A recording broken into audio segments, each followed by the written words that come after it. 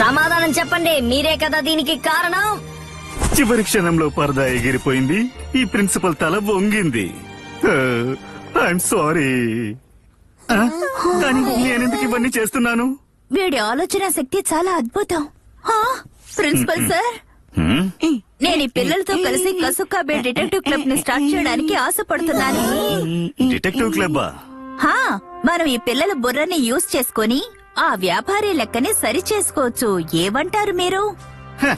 వీళ్ళేం లెక్కని సరి చేస్తారు.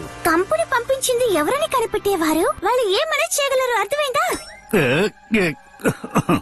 విషయం మీద అయితే నేను కూడా మీతో ఉంటాను. సో డిటెక్టివ్ క్లబ్ ని ప్రారంభించడానికి అందరూ సిద్ధంగా ఉండండి.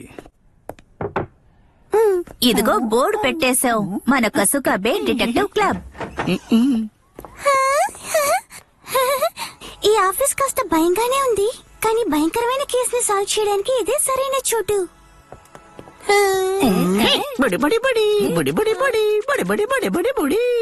ఒకవేళ ఈ కేసుని సాల్వ్ చేయడానికి కసామా సహాయం చేస్తే వాడి కేసు చూడబోతున్నావు. ఇప్పుడేం చేద్దాం? నేనే ఒక బ్రెయిన్ బుల్లెట్ ట్రైన్ కంటే వేగంగా పనిచేస్తుంది. ఇప్పుడు చెప్పాల్సిన సమయం వచ్చింది. మనం అందరం కలిసి ఈ కేసుని సాల్వ్ చేయాలి, సరేనా? అయితే ఈ కేసు పేరు vampire incident.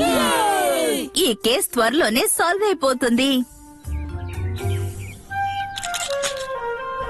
Criminal crime scene కి మళ్ళీ తిరిగి వస్తాడు. ఇన్వెస్టిగేషన్ ఇక్కడి నుంచే ప్రారంభిద్దాం. అందరు విక్టమ్స్ పైన క్లాక్ టవర్ లోనే కొరకపడ్డారు. వ్యాంపైర్ వాళ్ళని తీసుకొచ్చుంటాడు. ఓకే రండి, అయితే అతన్ని అడిగి తెలుసుకుందాం. మిత్రమా కసామా? కజామా, వీడేంటి పక్షిలా మారిపోయాడు? ఇక వీడు అసలేమీ మాట్లాడాడు. మరైతే పక్షి భాష ఎవరికి తెలుసు? ఎవరికి తెలీదు. కసామా ఇక్కడ ఉన్నప్పుడే మేము చూసాం. ఇంకా వాడు పూర్తిగా తడిగా ఉన్నాడు. వర్షం వల్ల తడిచిపోయింటాడు. కానీ నిన్న వర్షం పడలేదు కదా. అప్పుడు భయంతో ప్యాంటు తడిపేసుంటాడు. అయితే మన బుర్రకి మనం ఎక్కువ పనివ్వాలి. అప్పుడు బెల్ కూడా మోగింది కదా.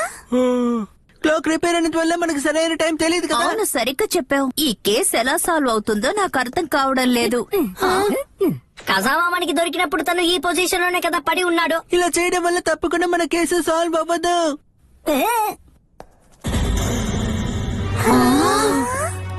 ఏమిటిది? దీని అర్థం ఏమై ఉంటుంది? కాస్త అందరూ జాగ్రత్తగా చూడండి.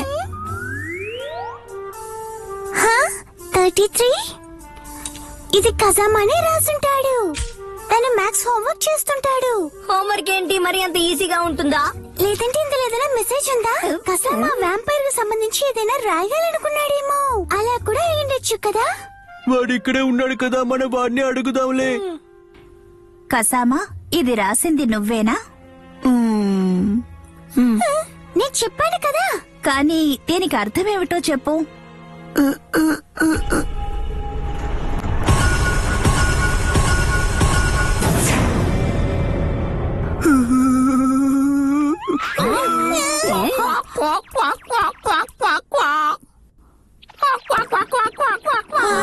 ఇప్పుడు వీడికి ఏమైంది? నాకు అదే అర్థం కావడం లేదు. నాకేమనిపిస్తుందంటే ఈ నంబర్ కి వెనకాల ఏదో ఒక రహస్యం ఉండాలి. మనం ఆ రహస్యం ఏమిటి